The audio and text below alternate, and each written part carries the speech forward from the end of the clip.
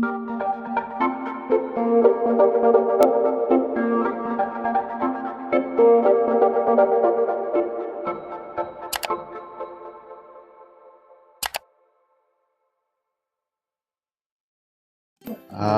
Kumusta mga kapwa ko maghalaman? Nandito ulit tayo sa farm natin sa Quezon Province. Ah, yung ating mga tanim na mustasa ay na-harvest na. So ngayon, ililinisin natin yung mga natitira. Meron kasing mga natira ng mga pangit. Ayusin natin yun. At may bago na naman tayong pula, kaya ililipat natin. Ipapakita ko sa inyo yung ating plant box ngayon. So ito yung ating mga mustasa, mga natira, mga pangit na. Yung mga kinain na ng mga insekto. Kasi nga, ang ating tanim dito, organic naman, di natin nilalagyan ng mga pesticide. Ayan, makikita nyo. Mga kinain na, sayang. Lalaki pa naman. So, tatanggalin na natin to mamaya. At may mga bagong punla na naman tayo sa loob ng ating greenhouse. Kaya mamayang hapon siguro, pag lilom-lilom, ipapalit na uli natin dito sa mga tanim natin. So ipapakita ko lang yung mga punla natin dun sa loob ng greenhouse na ililipat natin mamaya. So ito yung taniman na ginawa ng tatay ko sa labas. Ito yung luma akong tubo na ginagamit ko sa greenhouse. Kaya ako ito pinultan kasi masyadong dikit-dikit yung mga butas ko. 6 inches lang yung naging pagitan. Dapat talaga 8 para medyo malaki. Kita naman na medyo luma na sila. Pipinturahan lang naman yan. Babalik yun sa dati. Ito, celery. Inilabas na namin yung celery dun sa greenhouse kasi dapat talaga yung mga lettuce ang nandun sa loob. Kaya yung bago kong punla, ipinalit namin dun sa loob muna. Kaya ito namang mga celery ito ay pwede na rin namang ibenta kasi malalaki na rin naman. Tsaka talagang mababango na sila. Panlagay sa pansit. Yan. Yung ating pipino, may bunga na uli. Dadalawa pa nga lang. Tapos itong kalabasa natin ay siguro tatanggalin ko na kasi hindi talaga ako makapagbabunga ng kalabasa.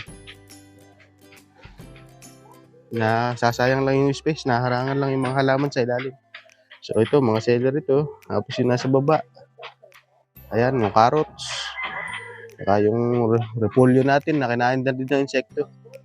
Ayun, meron pa rin repolyo dun na maliliit pa nga lang. So papalitan ulit natin, lilinisin ulit natin mamaya.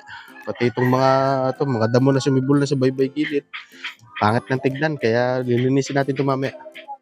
Napakita ko lang sa inyo para mamaya mapakita ko rin sa inyo kung malinis na. So ngayon mga ka-farmer, maglilinis lang muna ako ng ng ating garden para kumbaga gumanda ulit silang tignan. Hindi na kasi maganda sa picture.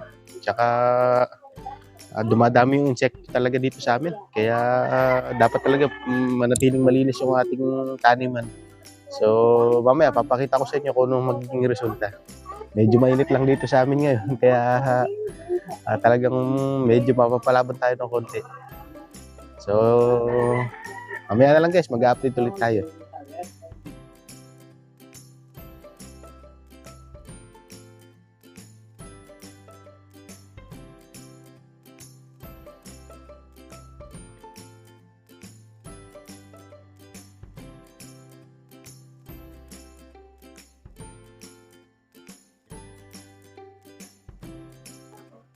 So yun mga ka-farmer, natapos na nating linisin yung ating yung bakudan dito.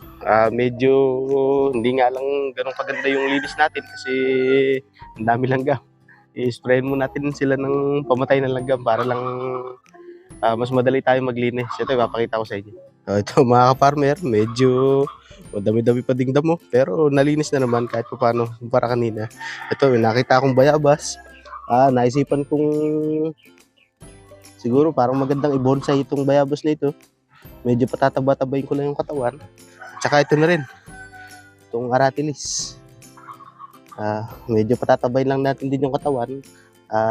Susubukan natin i-bonsai din para matuto rin tayo mag-bonsai kasi nakakapanood na naman ako ng mga videos natin, ng mga nagbo-bonsai. Susubukan lang nating ano, gawin din yung practice na yun at, nakikita ko naman na parang medyo maganda rin ang kita sa bonsai. So yun mga farmer, ang lilinisin naman natin na sunod ay yung ating mga sa mustasa. Kumbaga tatanggalin natin yung mga pangit na pinakita ko kanina na mga dahon kasi kinain na ng mga insekto. Tatanggalin natin yun tapos mamayang hapon pag medyo malilom na ililipat natin yung ating mga punla. So samahan niyo ako.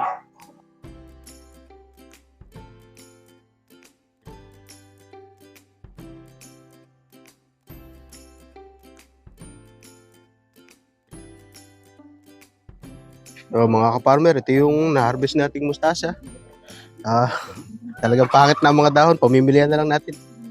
Ito na ngayon yung ating plant box. May tinira lang akong isa kasi may kukuha nito mamaya. Medyo mapipilian pa rin naman ang dahon.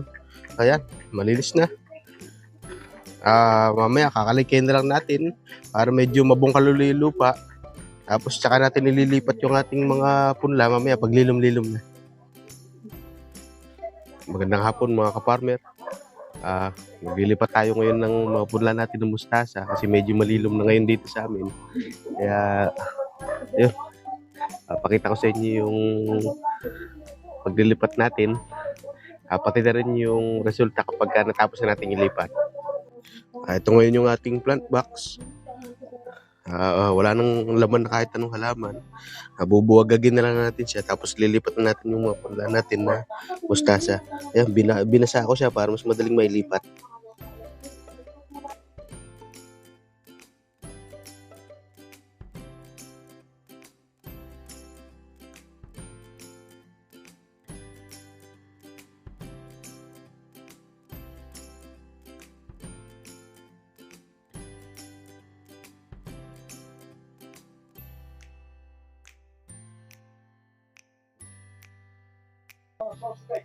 Magandang hapon mga kapwa ko mag-aalaman ulit. Natapos ko na yung paglilipat ng mustasa. Papakita ko sa inyo yung resulta natin. Medyo hindi pa nga lang sila kumbaga stable doon sa lupa kasi kakalipat lang natin. Didiligan lang din natin yung lupa mamaya para kumbaga kumapit na yung ugat nila doon sa lupa. So papakita ko sa inyo. So mga ka-farmer, ito yung ating mga nilipat na mustasa. Yan, maliliit na ulit. Mamaya didiligan natin to. Medyo hapon na rin kasi kaya tinigil ko na. Kulang yung ating naging punla. Yan, meron pang di nalagyan sa gilid. Siguro sisingitan ko na lang ito ng ibang tanim. Siguro yung punla ko na Brussels sprout, susubukan natin. So yun mga ka-farmer, medyo hapon na rin kasi ngayon. Kailangan ko na munang tapusin itong video para kumbaga makapasok na ako sa loob. Medyo malamok na rin kasi dito sa pwesto natin. So salamat sa inyong panonood. Naway pagpalain tayong lahat.